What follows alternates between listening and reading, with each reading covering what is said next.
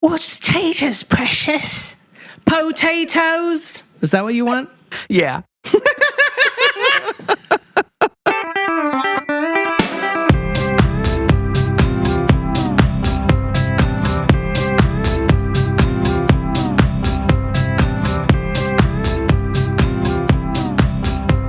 Welcome to Your Inner Child is an Idiot, the podcast where we look back on things from our childhood and see if they're any good. My name's DJ. And my name's Damon. Today we're continuing our saga. Ooh, saga. I like that. Makes it feel like a Norse myth. Lord of the Rings, Episode 2, Two Towers. This and how I remember is the second one is because it has the number 2 in the title, which I appreciate. Two Lord, two Rings. Two Towers, Two Furious. This one had Bow Wow in it, right? This one goes to Japan, and then the next one they come back with Frodo and Sam and everyone. This one has Bow Wow in Japan. Right. This one takes place in Japan, but it actually takes place between Lord of the Rings 6 and 7. Oh, weird. Oh, yeah. That's right. Okay. This is the one I get most confused on what happens in it simply because it's in the middle, and it feels very middle-y. Like, the ending is very like, okay, I guess we're going to leave the theater now. I remember being kind of pissed about it. I see. Okay. I remember being kind of pissed about it because I was like, you're telling me I sat here and had to go to the bathroom like 4 times, and you're not even going to like give me a ending to the story? So you feel like urine is your payment for a denouement. That's your down payment on like a climax and my point is that ending. I spent nearly an eighth of a day. Wait. How long is 4 hours? An eighth of a day is actually, yes. Yeah. Well, 3 hours, yeah. Or 4 hours. I spent a seventh of a day in the movie theater, and you can't give me even a general conclusion. I understand the story continues. I knew that going into this. Do you? Because it seems like you didn't know that. They battled back the orcs at Helm's Deep. What do you want from them? I just want to know that everything's going to be okay at the end of every movie. I want credits. I want freeze frames, and I want them to be like, Frodo went on to found a college in Sam's name. You know, that's what I want. I don't know why college. Samwise is still alive at that point. So, Mr. Frodo, couldn't I found my own college? Why'd you name it after me? Sam. You want just like at the end, like Aragorn and Legolas and Gandalf to sort of clink their glasses, and while they're smiling, it freezes, and then it says, produced by, Rutger Hauer. Rutger Hauer. I want them to be like, well, I guess we fought them orcs off, and then be like, you're my blue sky, you're my sunny day. I know what like Legolas at the end, he goes, and that was quite a battle of Helm's Deep. And then Gandalf says, I like the ring of that. And then they clink their glasses. And someone says, I guess we've seen the end of those 2 towers. What are the two towers? I don't remember. Is it clear in the movie? Because I don't. In the movie, it makes it very clear that the 2 towers are Barad Dûr, where Sauron, the optometrist, lives. Okay, and Sauron also probably had the Great Gatsby crash a car into his tower. Right. And then you have Orthanc, which is Isengard, which is where Saruman lives. The movie makes that very clear. The book, however, has about 67 towers in it, and you're never exactly clear what towers. They could be talking about 2 we're referring They could be talking about the tower of those 2 towers, but there's also like the book has like Sauron launching attacks from Isengard, and then the end of the book ends up at a different tower in Mordor where Frodo and Sam end up. Again, this is just my confusion. What are the... No, I live for these questions. Okay, after years of pelting Marvel Comics questions at you, here I am. For you. I'm here for you, DJ.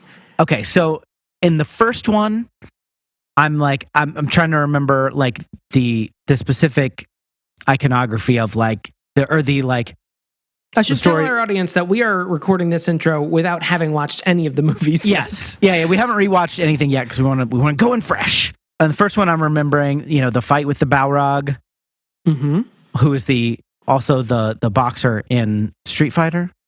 Yeah, I think there is a Balrog in the Street Fighter. Big Tolkien fans over there. And that's when, you get Gandalf dying and saying, "Fly, you fools," as he gets dragged down. "You shall not pass." He says that too, yeah. We get all the jokes, the Elevensies, second breakfast. That's the first one, right? What about second breakfast? Yeah. Yeah.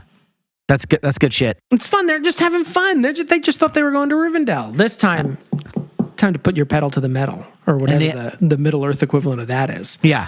And the last one, I can remember some of that, but what are the big moments in this? The Battle of Helm's Deep, is that the big... Yeah, the Battle of Helm's Deep is the climax of the sort of Aragorn storyline, the Aragorn, Gandalf, Legolas storyline, and then with Frodo and Sam, it gets a little muddied because they changed the books a little bit, but it ends with them meeting up with Faramir, who is Sean Bean's brother, who has a chance to deliver the ring to his crazy dad, and he opts out and lets them go to Mordor and do their thing, y'all. Okay. That's what he says, original cut, is do your thing, y'all.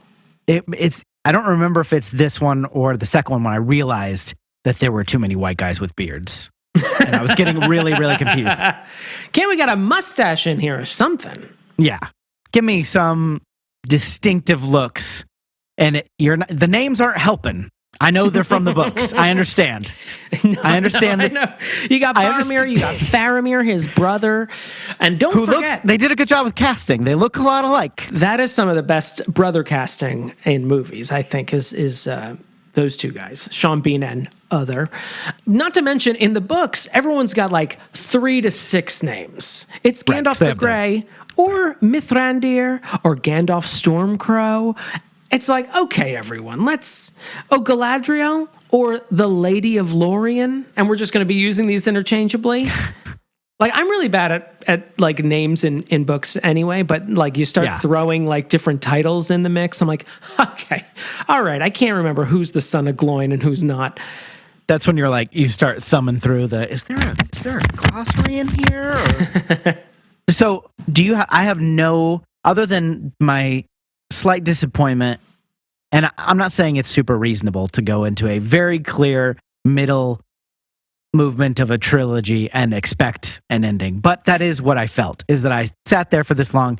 I deserve some sort of conclusion more than I got. Other than that, I have no specific memories tied to this movie of the trilogy. I mean, I don't know if this is probably my least favorite book in the trilogy. Yeah. And so I was like a little like nervous about this movie. But I think they do a pretty good job of making this a better movie than it is a book. And I think part of the problem is that the book is it's very fairly accurate to the book in that there's a lot of fucking battles. And I don't like reading about a bunch of fucking battles. It starts to turn into a skim fest for me. I'm like, okay, the cavalry is literally here. Let's keep going. Yeah. As I said earlier, they do sort of play around with the Frodo storyline, because in the book of the Two Towers, he meets up with Shelob, the spider, at the end of this book. But meets up with her. They sign a record deal, and that's coming out next month. That's going to happen soon. They're going to have coffee first to get to know each other. You don't want to rush into that sort of thing. But they decided to push her into the last movie, and so they give him a weird climax with Faramir, which is far less memorable. Mm-hmm. But I think this is pretty good. It's better. I like it better than the book. Wow. So those are my specific memories to The Lord of the Rings, The Two Towers, Two Rings, Too Furious. We're going to go ahead and watch it.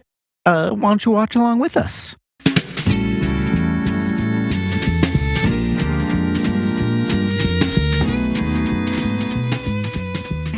Hey, listen. If you've made it halfway through our episode of the second movie of the Lord of the Rings trilogy, chances are you're okay with this podcast. Maybe think about going over to patreon.com/YourInnerChildIsAnIdiot and supporting the show Got different levels you can join at. You can give a little bit, you can give a lot. We appreciate whatever support you give us. YourInnerChildIsAnIdiot.com.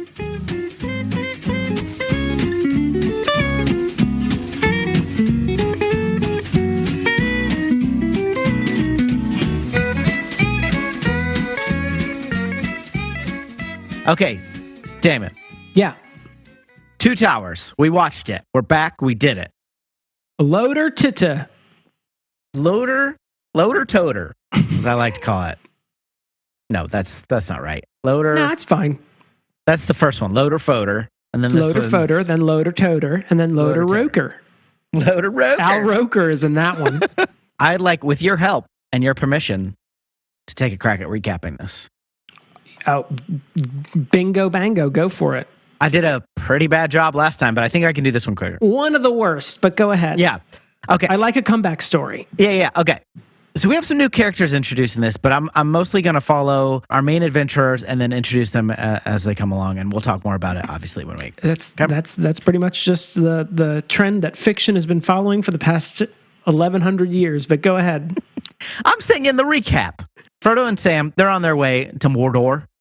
And they encounter Gollum, which, was foreshadowed in the first movie. But he agrees to lead them to Mordor.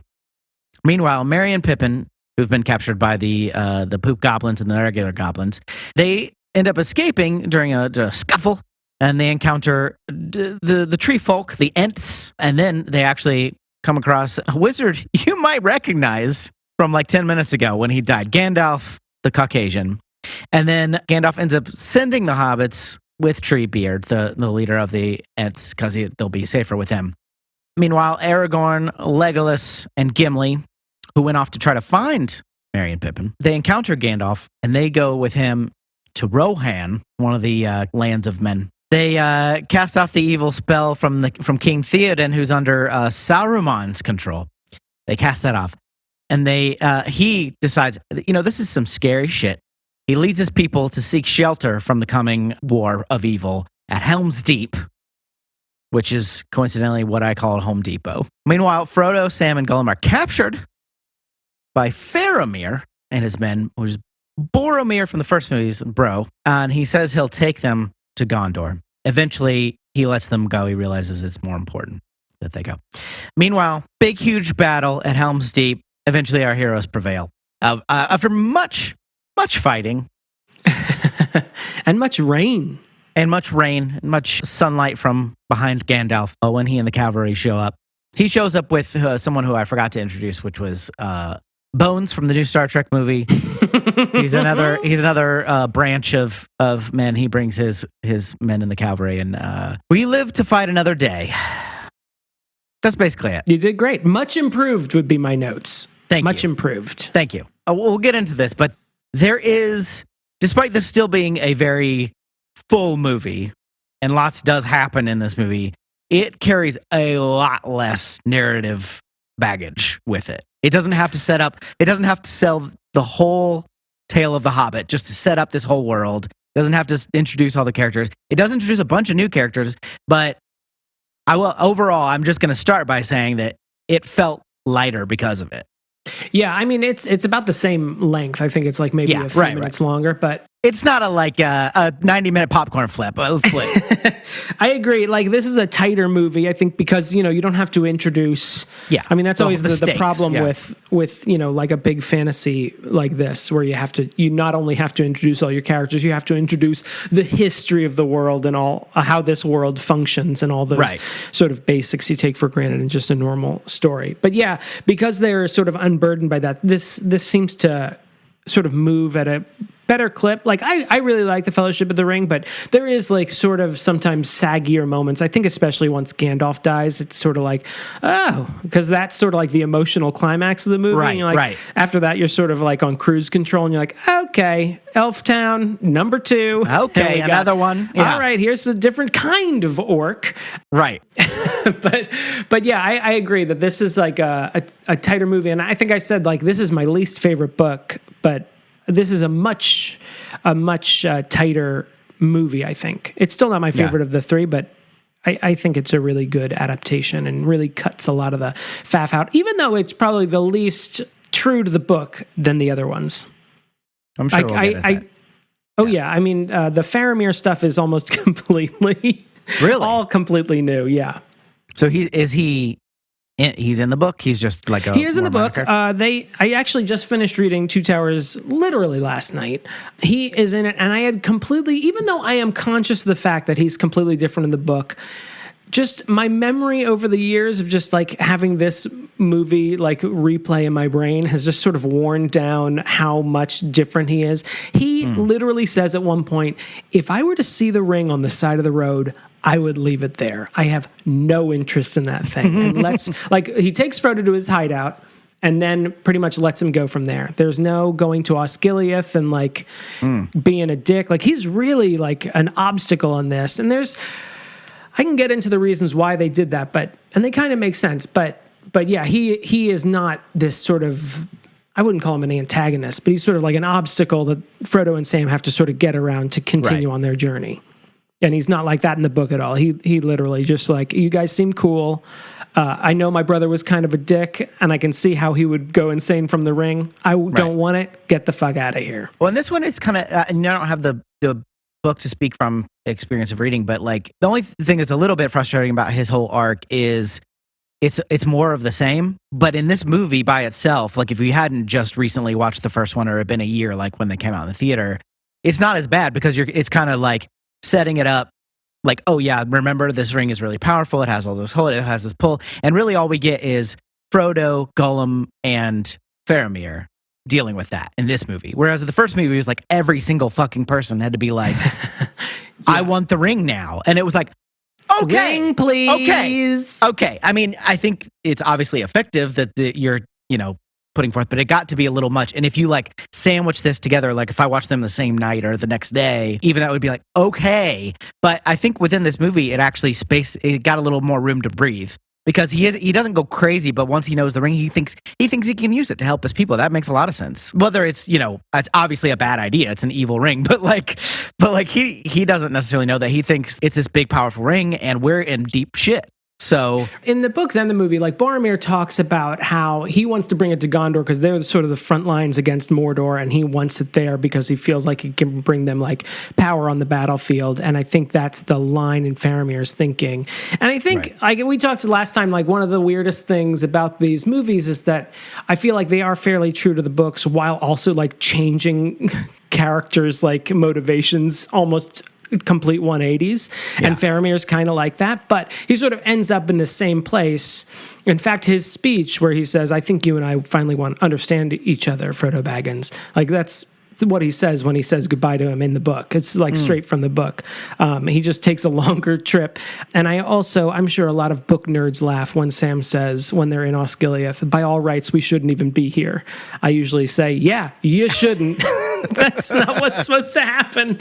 But I think it works. I agree with you. Like if you had a year between the movie's release, like this would just be another it would remind you, of course, of Boromir and how he slowly went insane. I don't know if you know the structure of the book. In the book, they're like divided into two halves. And the first half of the book follows Aragorn and Legolas and Gimli chasing after Merry and Pippin. And then literally it goes through Helm's Deep. And then at the halfway mark of the book, it flips and you follow the story of Frodo and Sam. You still read like left to right, up like from the you're top still to the still doing the Western Hemisphere left to right. Okay. So don't worry about that. It's all in Elvish. This printing though. in the English. It's all in Elvish, so you're gonna have to have a compendium next year. Okay. And you have to like put it in the fire in order to read it. Don't do that. It's one of those books where you burn it and then you can read it. But because it's split up this way, they don't necessarily follow the same timeline. So Frodo's and Sam's story goes on a bit longer. So their story actually ends with them with the giant spider that you see in the third movie. Is it like a cliffhanger? Like you don't know? It is kind of a cliffhanger because the book ends with Frodo gets stung. Sam thinks he's dead. And takes the ring and and his sword from him, and then Frodo gets his body taken by orcs, and then Sam realizes that Frodo's still alive and now in the hands of Mordor. That leads into my only like little quibble with this movie is that it actually, for a second act, ends on kind of a high note. In that, Aragorn and Gandalf win the day, they win the Battle of Helm's Deep. and Frodo and Sam like get out of Osgiliath and they're on their way with Gollum. I mean, there's sort of like a down note where like Gollum's scheming and obviously bothered by the way he was treated, but it sort of ends on this high note. Whereas like I think a good second act, you know, Hamlet gets exiled from Denmark. Luke Skywalker loses his hand, finds out his arch nemesis is actually his dad. But these those dudes lose their car. Yeah, that's a second act. Yeah, but yeah, I think that's one of my few quibbles with this movie is that it ends on a weird upswing. Yeah, I mean, I was going to talk about this eventually, so I mean, let's just get to like the ending. We talked about that. I remember that being my main quibble was it was a very middle thing, but also like that's what it is. So what do you want? You know, like where there's like not really a beginning and not really an ending. I actually on this viewing didn't feel as much that way. I think it ends kind of on a like, but that's kind of how like Empire Strikes Back ends, where you're like, okay, you know, like it's clearly a setup, and there's obviously it's like you survived or you won, but boy, some shit's about to happen. You know what I mean? Like we all know, you know, this isn't the end of it, and like Gandalf very clearly says that. he's like, boy, stay tuned next time. Yeah, he's like, boy, we're really gonna pay for this in about 12 months. Your time, audience. Our time, a few days, but your time, wink. Perhaps in the future there will be a digital video disc where you can watch it immediately.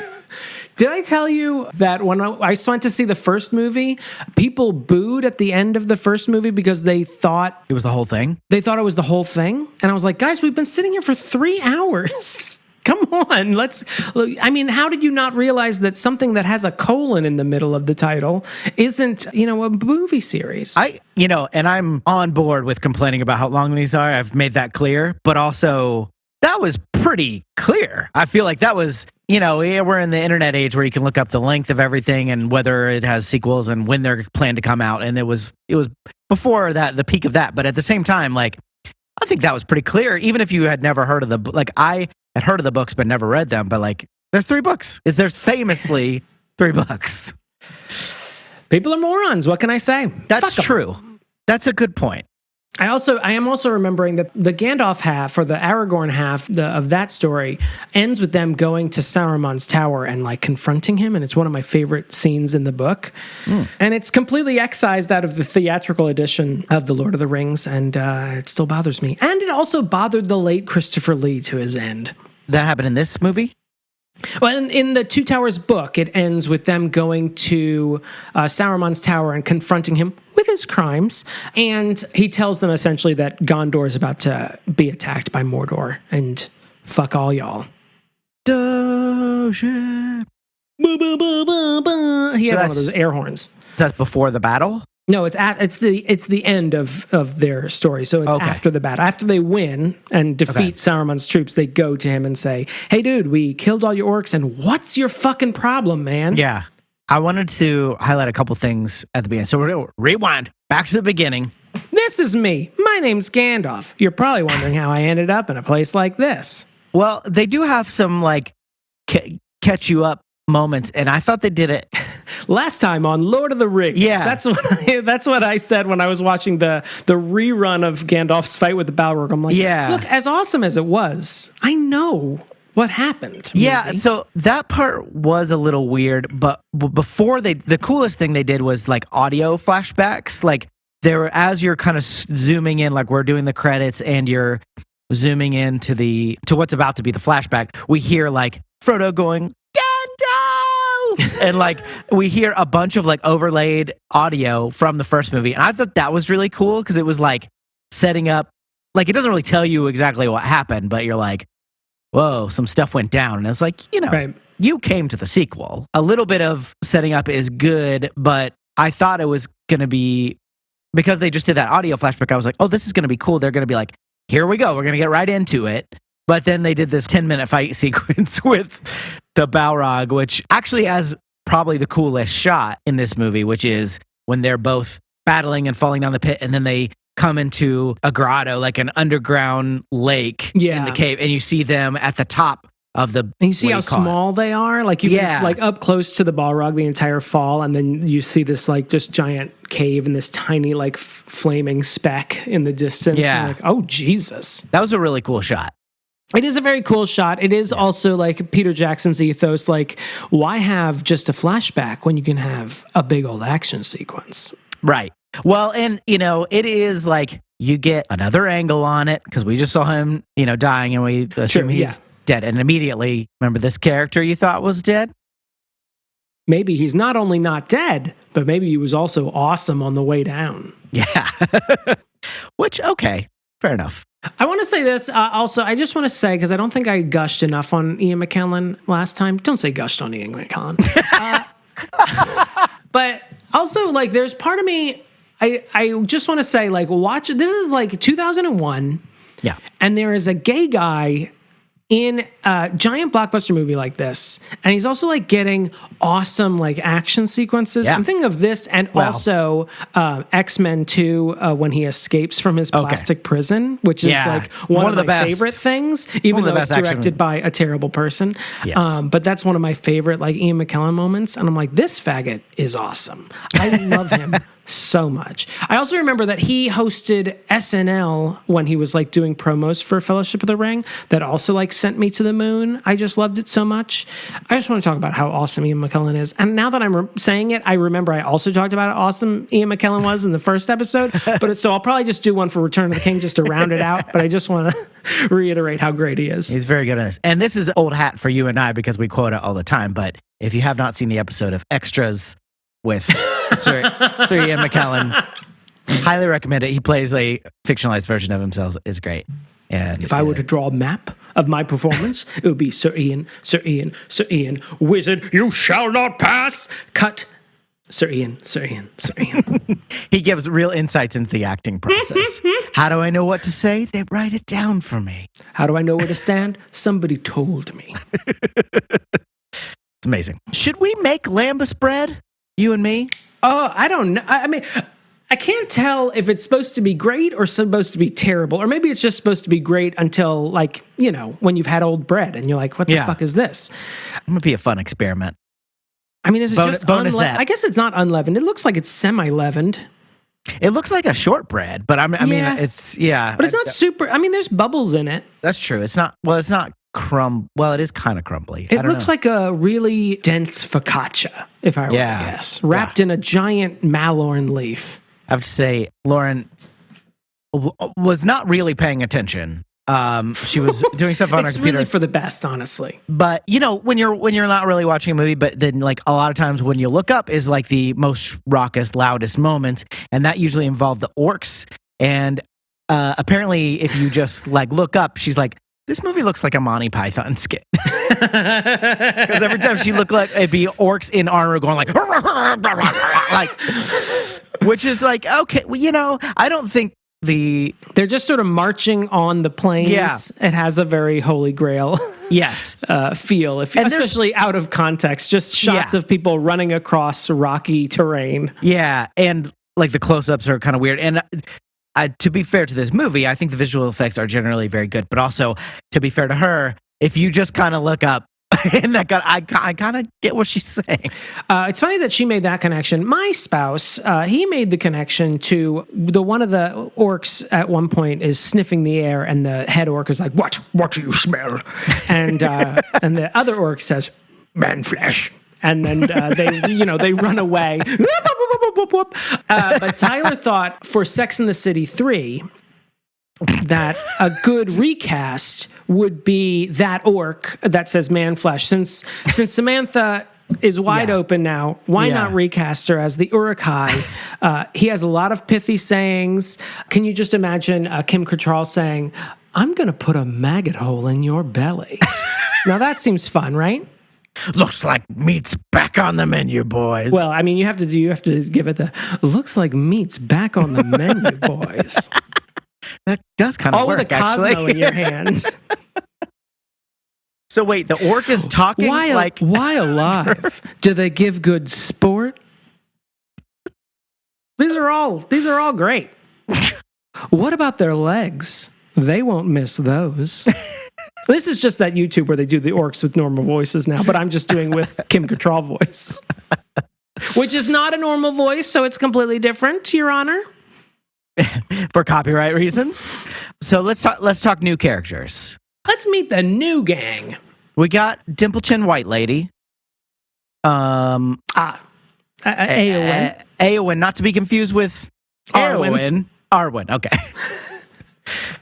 Audrey 1 and Audrey 2. I think it's also made more complicated because I'm not reading those names, so it just sounds like the same name. Because they're also I do get reading a little snippy with people, and then I realize that there is like I know that they're spelled completely differently, but then when you're like, if you just hear a bunch of people saying Sauron, Saruman, Sauron, Saruman, Sauron, it's like, it just sounds like a bunch of sounds. Well, Samsam's coming, and Samsam sent his armies, but Samsam's armies are a little angry at Samsam's armies.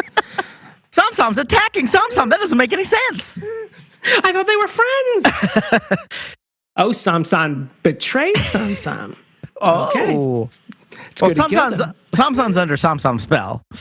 Yeah, I totally get that. And to my American ears, like people with the softer. This isn't true history of another country. You know that, right? No, I'm saying like they all have English or that kind of accent where they often have softer R's. And yes. so like Saruman, Eowyn. That's why they should have cast just a bunch of Bostonians in it. Arwen and Eowyn. Okay. Anyway, White Dimple Chin Lady is what I call her. So let's go ahead and talk about her. Okay, so she is Theoden's. Okay, we come across King Theoden, and he's under the spell of Earworm, or what is it? What is his name? Grima Wormtongue. Doc Cochran from Deadwood. Also, Chucky. Oh, is he Chucky? He's the voice of Chucky. Wow. So you have a scene with Chucky and Dracula in it for a while. She is his daughter, right? She is Theoden's daughter. Technically his niece, but I mean, it's the same. Okay. 6 of one, half dozen of the other. Great. Okay. Does she have like history with Aragon, or just immediately falls in love with him? I think she falls for him. I don't think they have a history together. No. Or like, does she know who he is? She might know who he is. Okay. But he's very good looking. Know each I mean, other. A little crush makes sense. Actually, I wasn't feeling him in the first one, but for some reason in this one, I was like, no, I get it. I get it now. That shot of him when he comes back from, people think he's dead and he opens the doors is from the trailers. Yeah. It's a weird choice, but it works. Like, why did they decide to do that? I don't know, except for Peter Jackson was like, this is going to look fucking cool. And he was right. He is very right. It does look cool. At first, I was a little frustrated because I was like, I remembered being confused by her deal in the movie, and then I was prepared to be confused again. But I think I pretty much got it. It's like, because it's like, does he have a thing with her? It's like, no, she feels she has a little crush on him. Yeah. And he's still in love with Sleepy McGee. With Steven Tyler's daughter. She drove him crazy. Crazy. It is crazy for her. I just want to say, baby, it is very weird to have a very sexualized your daughter in many music videos. I'm sorry, it's weird. They're great music videos. She's very good looking. I'm into it. They're great songs. But when I think about that, I'm like, that's kind of weird, right? It is true. I mean, you have to sort of think about how a music video is produced. It's like Steven Tyler's not directing the music video. He wasn't even, but he probably barely knew that it's that was still happening. Weird. It's absolutely weird. Lacey Silverstone, too. She's not related to any of them, so that's not as weird. Okay, so other new characters. We've got one down. Go. Keep going. We got the wind at our backs. We talked about Wormtongue. So Wormtongue works for Saruman? Yeah, he's sort of moonlighting as Saruman's guy, and he's also like the right hand of Theoden. So Wormtongue put like a spell on Theoden through or via Saruman? Who put the spell on him? Ring. Because you're mine. Sorry. That's a good Bette Midler impression. I believe how it is explained in the book is that I think Grima he's a Rohan man. Roman. And is that one taken? Roman? Is that? Okay, that one is taken. That is, okay. Sorry, we'll have to figure out something else. Damn. So close. I guess at some point, like he became part and parcel with Saruman.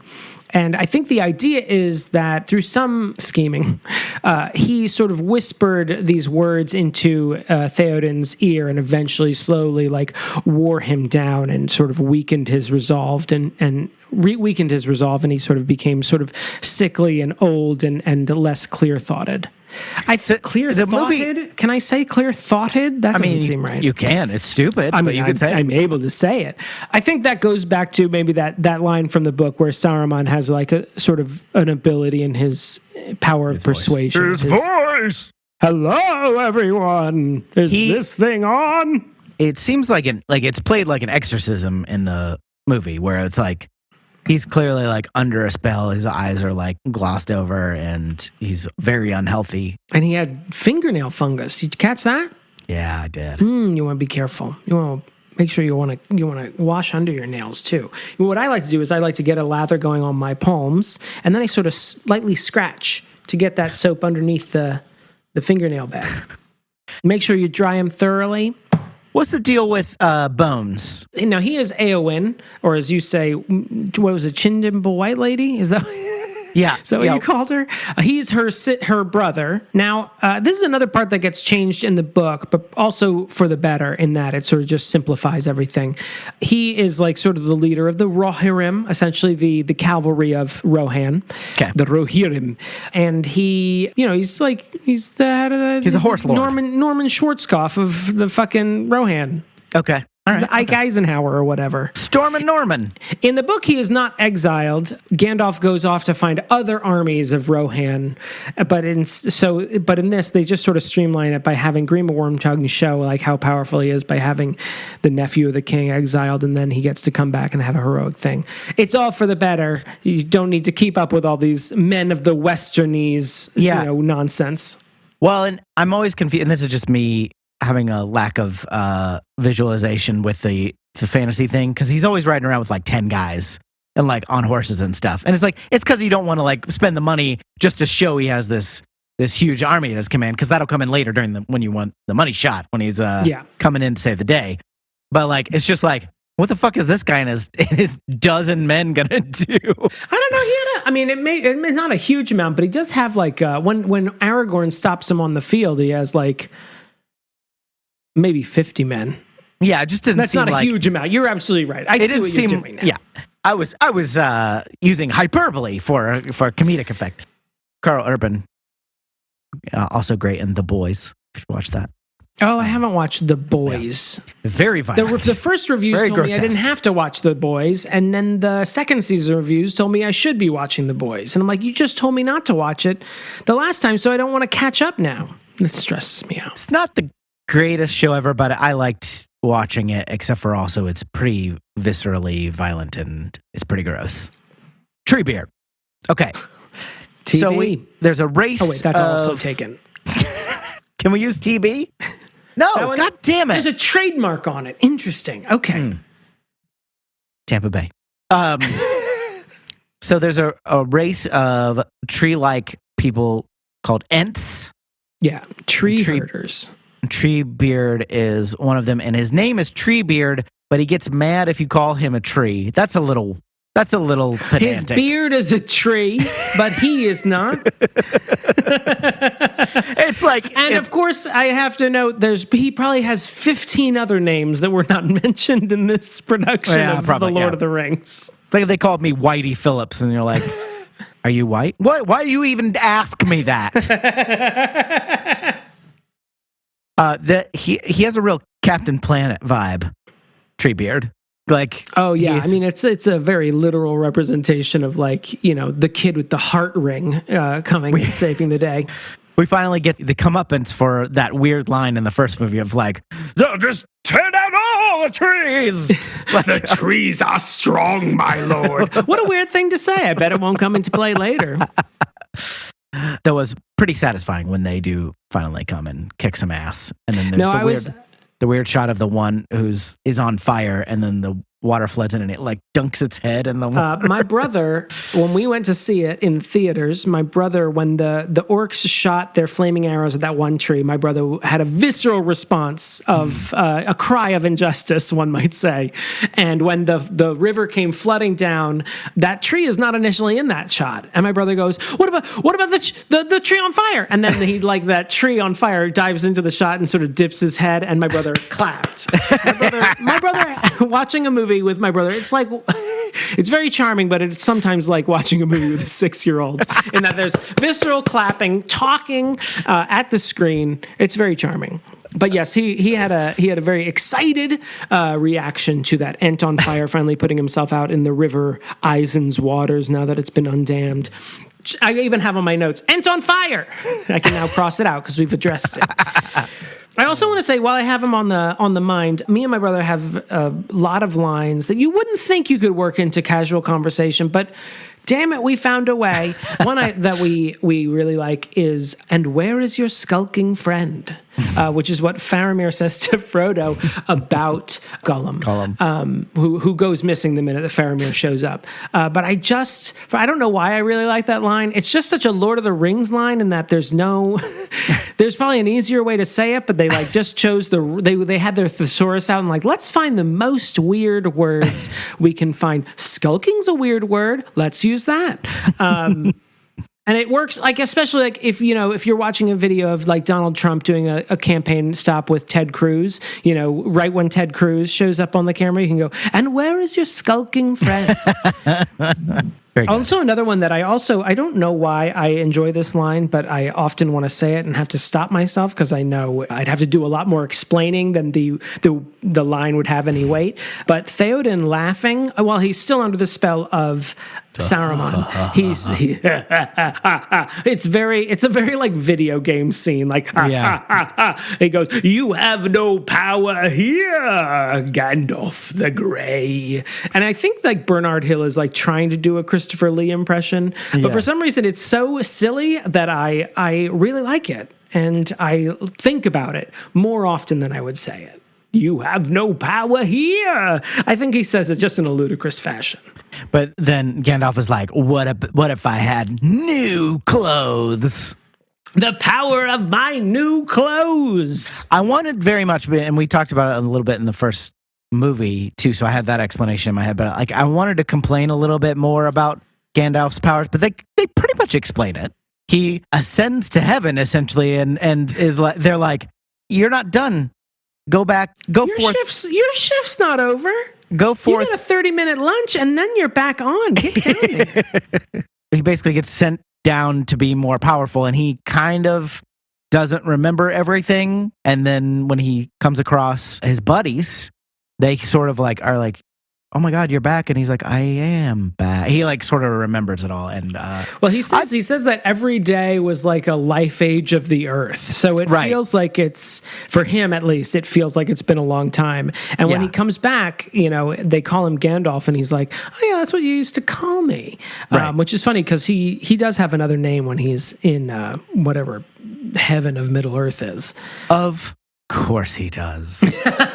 Why stop at 6 when you could have Alorian as your name in heaven, but Gandalf down here on Middle Earth? I do like he got a little promotion. Yeah.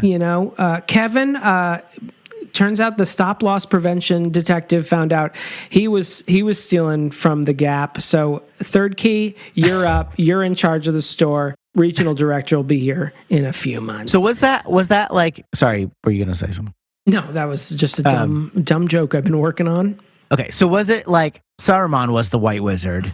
Is there supposed to be just one because he was supposed to like be the more powerful, and then Gandalf was the Grey, but then Saruman joined up with Sauron and therefore betrayed his very purpose, as you mentioned in the last episode.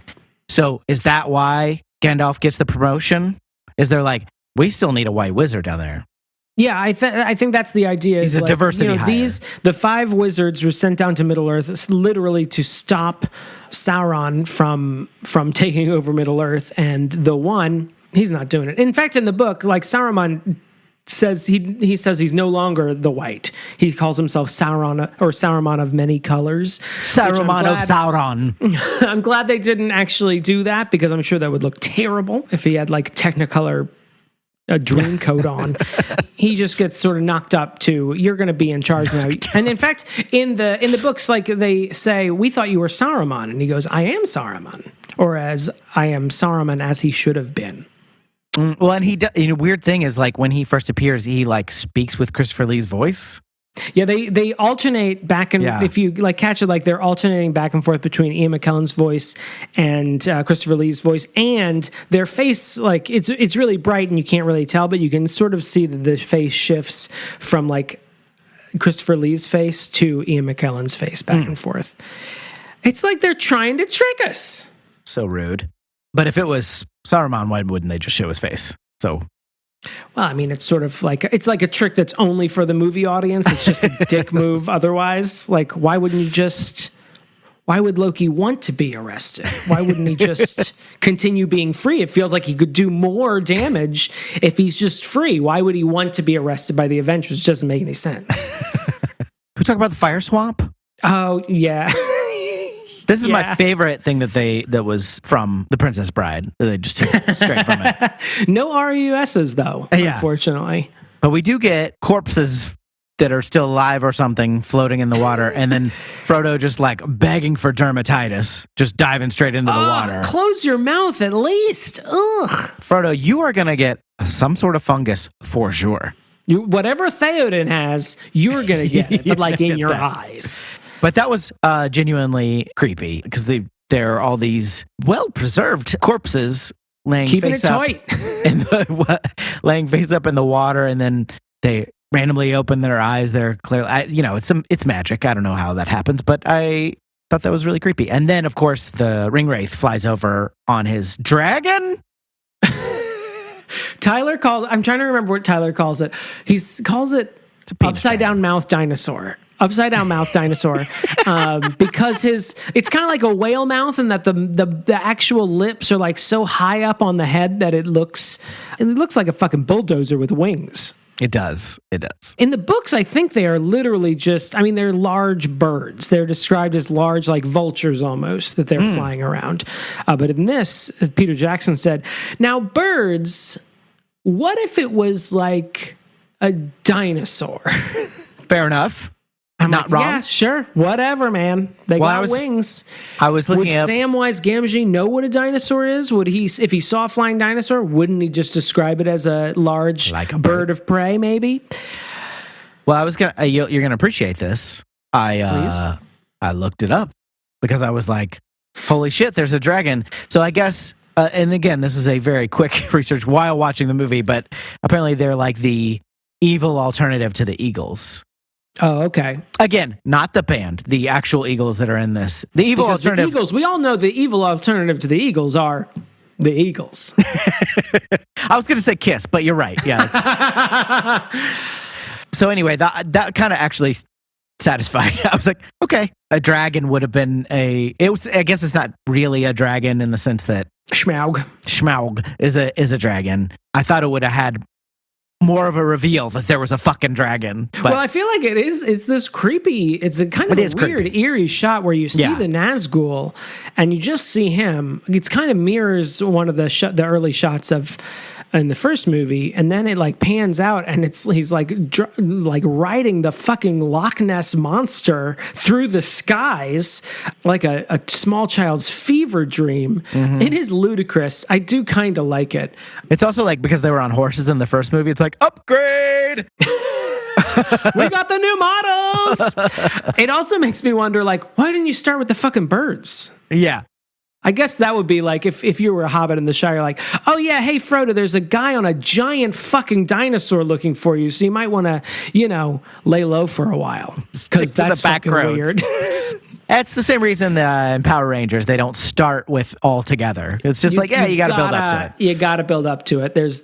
You want to see if you want to just see if you can handle it without bringing out the Megazord, because those things, I mean, the miles per gallon, it's just a fucking waste. So if you could just handle the putties by yourself, like that's great, and just see if Goldar will just go away in his normal height, and then just see. I just want to see.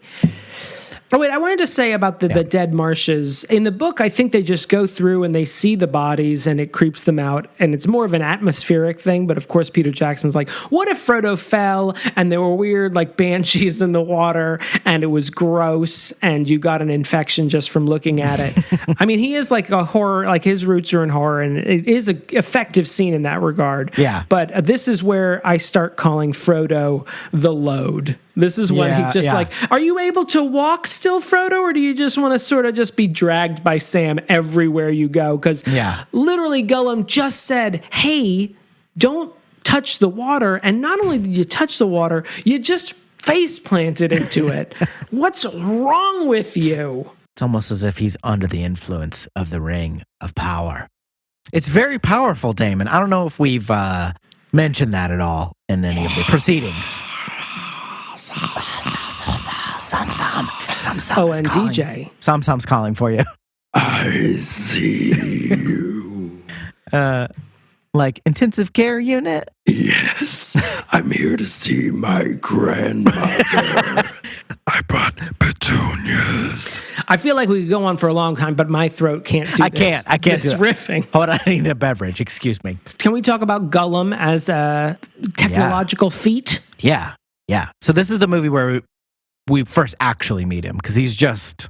And he got a redesign. Yeah. If you actually are watching them back to back, you'll notice he looks completely different than what he's implied to look like in the first one. But oh, really? I didn't notice that, because he just has the big eyes and he's kind of like in shadow mostly. But I think they modeled him to look more like Andy Serkis.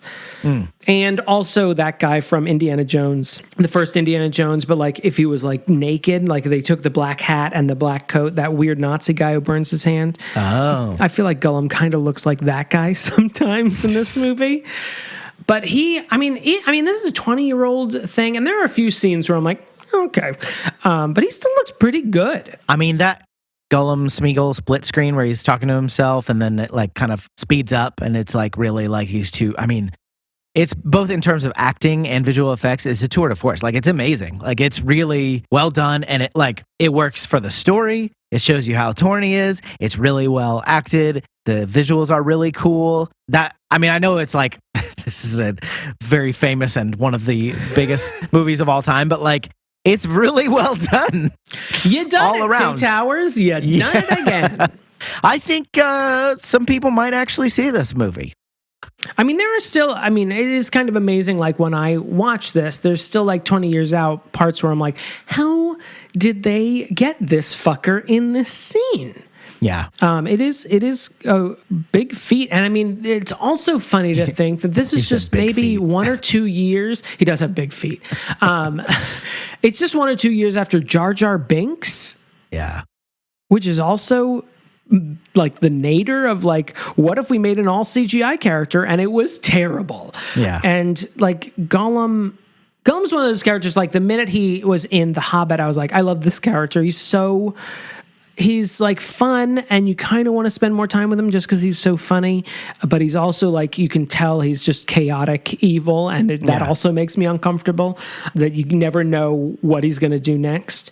And he's given a lot more pathos in both the book and the movie. I think they do a good job. I think that scene you're describing is like a great moment where, he's able to sort of push the bad side of him, the Gollum, I guess, side of him away. And then there's also a corresponding scene after Faramir sort of beats him up and Gollum comes back, and it's this creepy scene where they sort of beat the shit out of Gollum, which I'm like, I never liked that scene.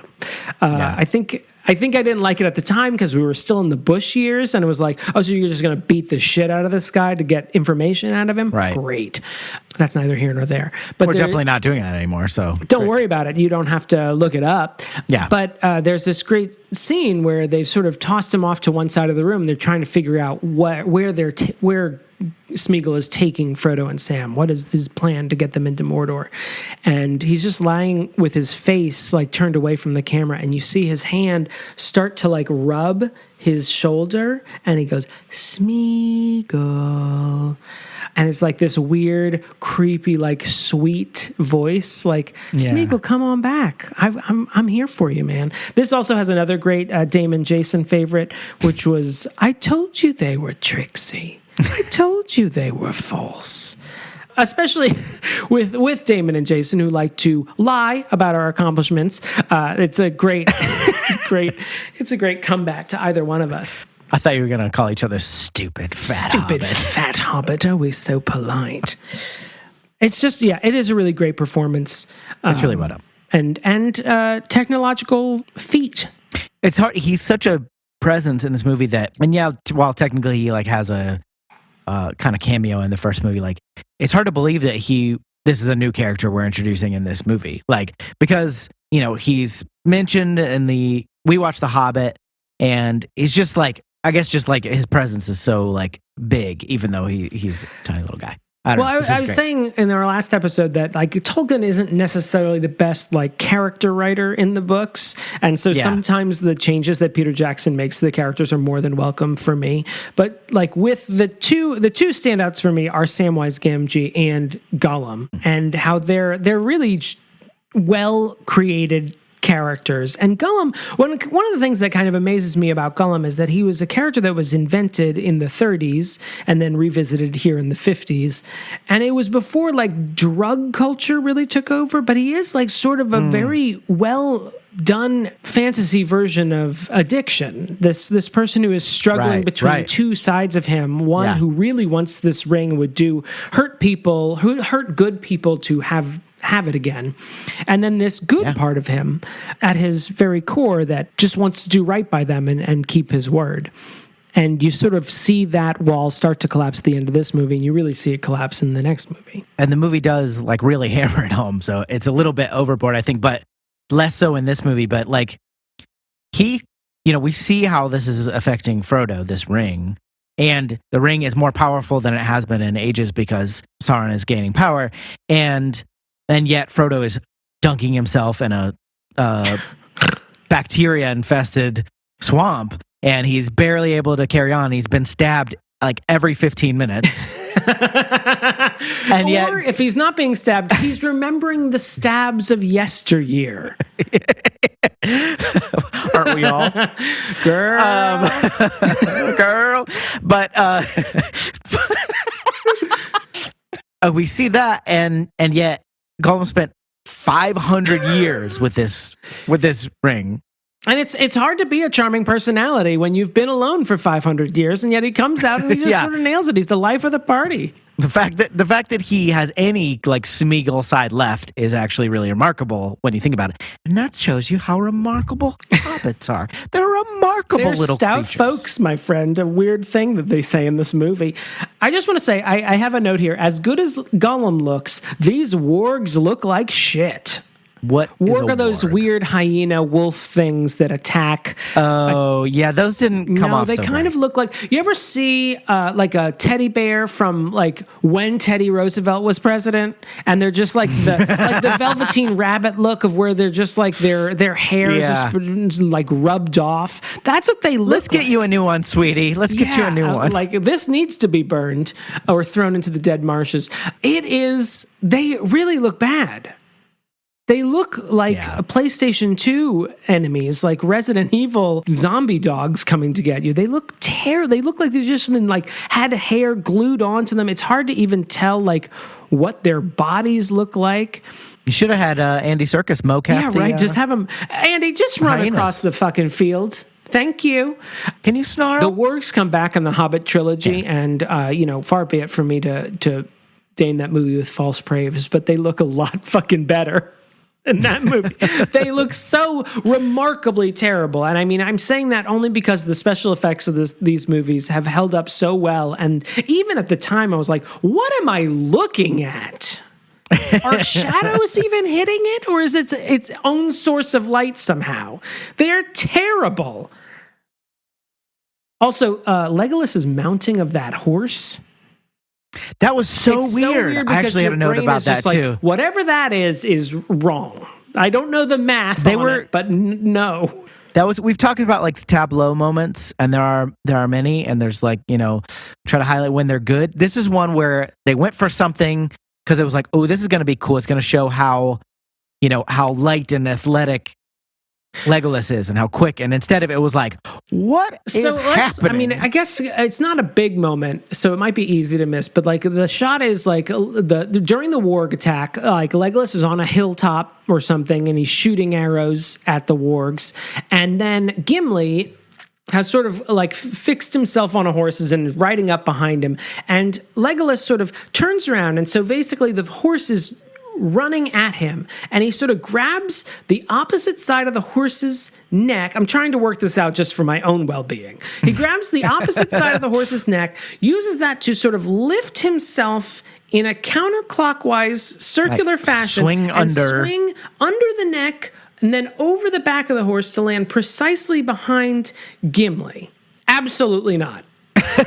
It didn't happen. It's luckily like sort of in the background of a scene, and it's just sort of, I mean, it's not like a Easter egg or anything, but it's you can ignore it if you want. But my eyes always just like fixate on it. I'm like, what is that supposed to look like? I vaguely remember that being weird, even in the like previous times I've watched it, but definitely this time where I was like, whoa. Did you catch this? The weird halftime summary by Lady Galadriel. Yes. And what's weird about it is that she's real down in the dumps. She's real like, men are going to die. We got to book it out of here, Elrond. She hadn't done Carol yet. So. And then it's also wrong if you've watched the trilogy before. She's just basically like, this place is fucked and Frodo's gonna die. And I'm like, wrong and wrong. And even though I know it's like supposed to be a sleight of hand or something, I'm trying to figure out is it one of those things where, in a way, she's right, but she's not right in any way. She's like, the quest for the ring will take Frodo's life. False.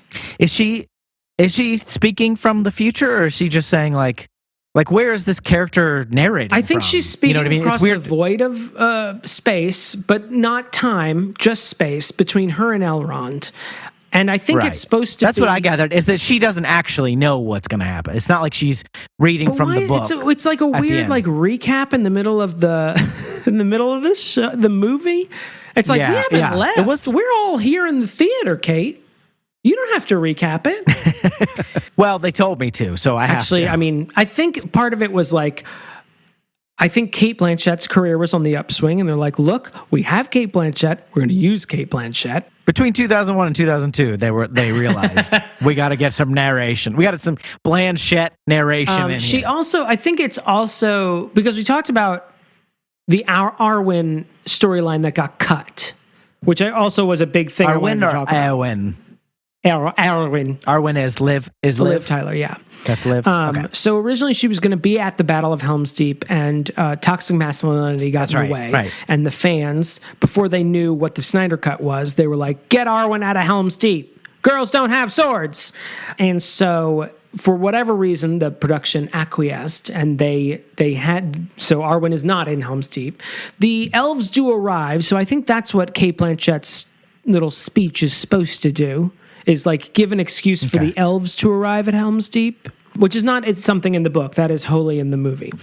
But probably the first time I watched this movie with the idea that Arwen's storyline got weirdly altered in editing, and her flashback, what have you, like in the midway point of this movie, she gets like 3 scenes almost back to back, which are almost like a 3-act play, just like shoehorned into the middle of this movie, where it's just a shot of Éowyn, chin-dimpled woman. She asks Aragorn, hey, nice necklace, chin-dimpled man. Where'd you get, what chick got you that? And he's like, and then he's silent for like 20 minutes, I assume, while everyone just stares silently. He just stares off into space. And he remembers, like, getting it from Arwen, then Elrond telling him, like, you're fucking this shit up for me. And then he's like, I got to give this necklace back to Arwen. And then he's like, she's an elf, and she's going to the Undying Lands with the rest of her kin. Don't worry about it. I'm single. Like, she's cool with it. And then later, like, he gets knocked off the edge of a cliff. He goes unconscious, and he has like a dream of Arwen, and they're like being flirty and as sexy as Middle-earth will allow. Then there's a weird scene between Arwen and Elrond, where he's like, fuck that guy, and by which I mean, don't fuck me? That guy, and come back to Elfland with me across the sea. Don't you love me, your dad? And I'm like, this is toxic. Not to mention, he's like, it's the most depressing speech. He's like, even if you got everything you wanted, and he defeated Sauron, and he became king of Gondor, one day he will die, and you will be alone forever. So come on, come with Daddy over to the Undying Lands. Then she's gone from the rest of the movie. It's all right here. It's so weird. Is that necklace a symbol or is it actually magical? I've heard different interpretations. My headcanon, as the nerds would say, is that it is just a symbol of her immortality, her symbol of her love, and the fact that she is willing to give up going across the sea and staying with him as a mortal. So it doesn't like grant him immortality by having it or something. It's just like she's saying, I love you, take this to remember that. I would gladly. If she had a wrestling pin, she would pin that on him. A wrestling Sorry, pin? I was raised in 1955. Whatever, you know, a high school ring. A brooch? Is that what she had a carnation maybe to stick in his lapel. I'm going to go ahead and dive into my questions. Okay, yeah. I only have a couple. So is the cloaks that Sam and Frodo have magical that turns them into rocks? Yes. This is probably one of the. And he does mention like Sam is like right after that. He's like, sure, glad we have these elven cloaks, and it was like, okay. I think we talked last time about how in rewatching the theatrical versions versus the extended editions I'm used to, I realized that a lot of the stuff that's in the extended editions is really just for fans of the books, but probably the one egregious choice they made was they cut out the part where Lady Galadriel, Cate Blanchett, gives them these cloaks and sort of explains how they work. So yeah, they are semi-magical and they can hide you. They're sort of like camouflage cloaks, but nicer looking. Okay. Remember in the 2000s when people were wearing like blue camo a lot or like pink camo? What a terrible time we lived through. Do you remember that trend? That was happening a lot. I saw it all the time. I don't remember that, but I've never been very fashion forward. Neither were those people. In fact, I'm not looking forward to having to get out of my athleisure all the time, everywhere. You'll find a way. If I know America, we'll find a way to work athleisure into any situation. Be honest, I've been doing this since well before I was trapped. Oh no, quarantine! I haven't been out of my sweatpants in months. I was just on my way to the gym. Can we talk about Helm's Deep as a place? Is that significant beyond just being a cool build? I'm cool. sure there is. It's a cool looking. Fans of the Lord of the Rings who are more into battles than I am, I'm sure can give you a lot more. I just mean the place, like actual Helm's Deep, like the castle.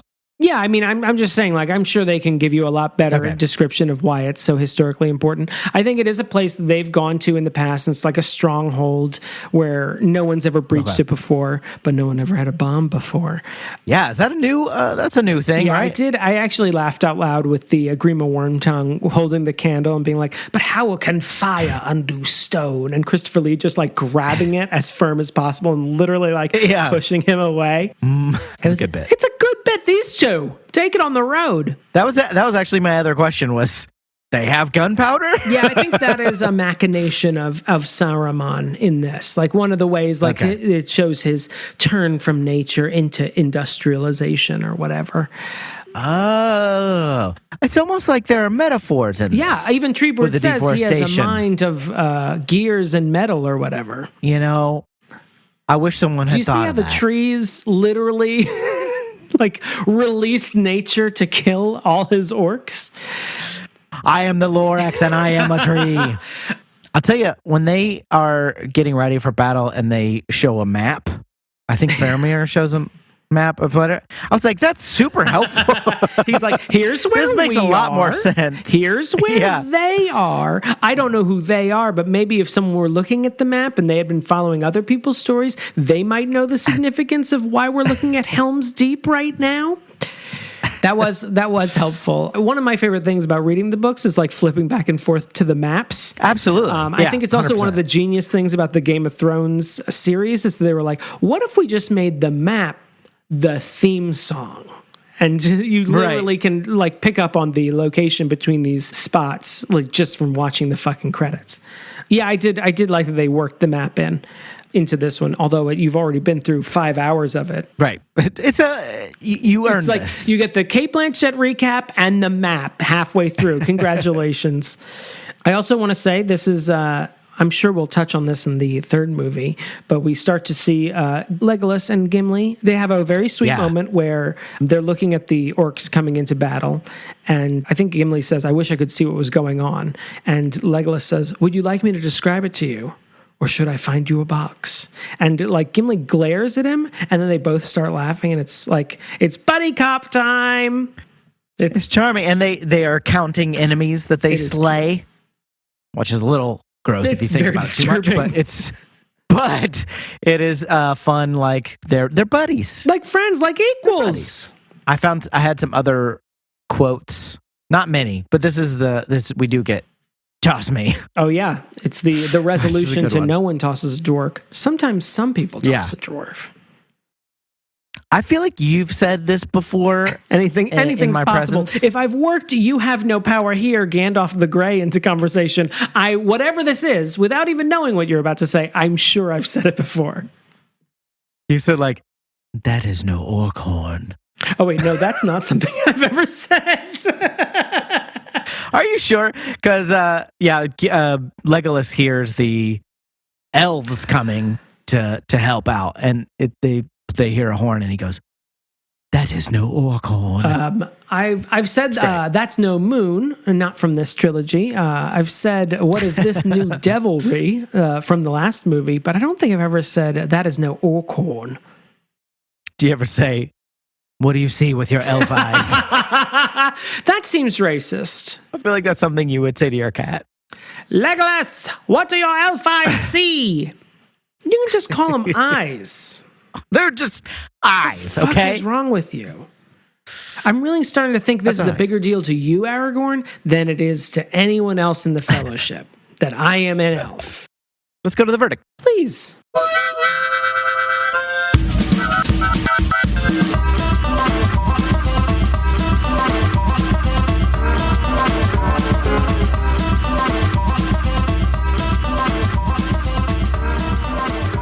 Damon Xanthopoulos, what is your verdict? Surprise, surprise, your inner child is not an idiot. This is...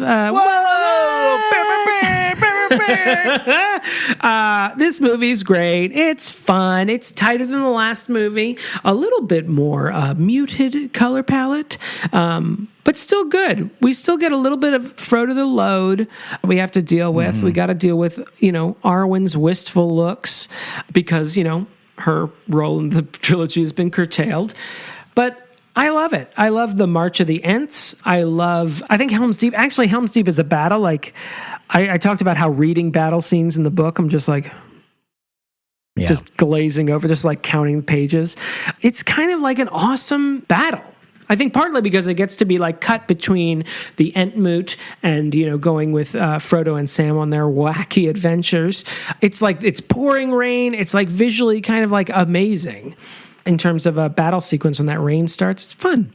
It's great. It's got its own like 3-act structure, which always makes for a compelling like set piece. And I love a mid-movie recap that is delivered by Kate Blanchett and factually inaccurate to the movie we're actually watching. Plus, anytime that Elrond is moving his eyebrows in any fashion, sign me the fuck up. He's got that. He's got a intense brow. He's got a brow you could set your watch to.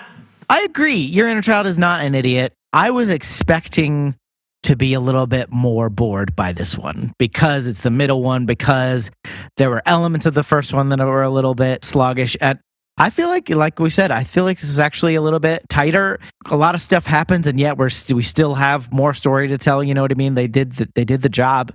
Gollum alone makes it a good movie. I feel like he's great, really compelling, really interesting, really funny. I think there's more comic relief in this movie, even though the first one might be a lighter movie just because we're getting deeper and deeper into Sauron taking over and battles and stuff. But like, we get Gimli and Legolas, we get Gollum being funny, we get the whole Ent thing is pretty funny. It's great. Your inner child's not an idiot. It's fucking closed. What do you think, everybody? Email us, yourinnerchild'sanidiot@gmail.com. Tell Damon why he's wrong. But leave DJ out of this. Don't. I am very fragile. I'm in a very tough place right now. 615-576-0525 if you want to text us or leave us a voicemail. You can find us on social media, Twitter, Instagram. Damon does great drawings for every episode. I told you I'm working on it.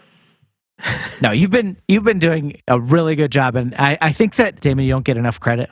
We might end up cutting this out because this is not very funny, but I edit these episodes for a lot of them. I should say I don't edit all of them. And you don't get enough credit. Damon does a fucking full-on hand drawing for every single one, and it's amazing. Full color. You've been nobody asked you to do full color, and yet you do. And with that blue tint, I've been working into it. You ever notice that? Yeah, I noticed the that. Black lines are now blue lines, are YICIAI navy blue. Wow. You did #099988. Oh, yeah. One of my favorite hexadecimal codes. It really brings out my eyes.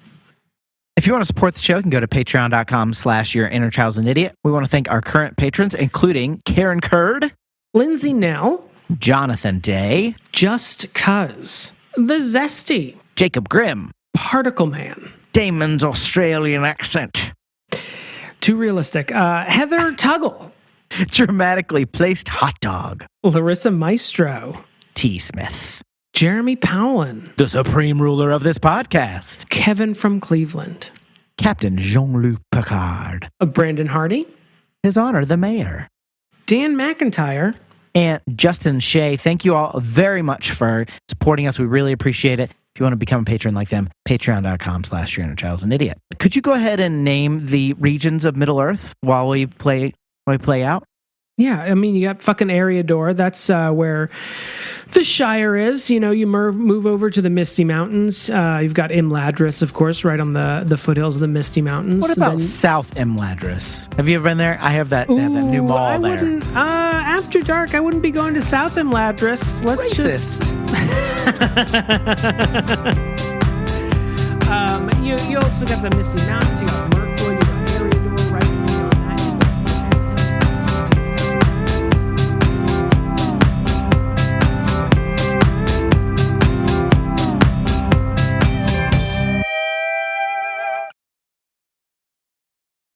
You come over to the west of Mordor, you have Gondor, of course, and the Bay of Belfast. You move up from there, you got... Bay of Belfast, wait a second. Wait, you can't just place? You can't just use real places. Surely that's not a real... I mean, Belfast is. I guess I don't know if Belfast. Oh, Belfalas. Sorry. Belfalas. Okay. Belfalas. I forgot an A in there. You're like Mordor, Rohan, East Lansing.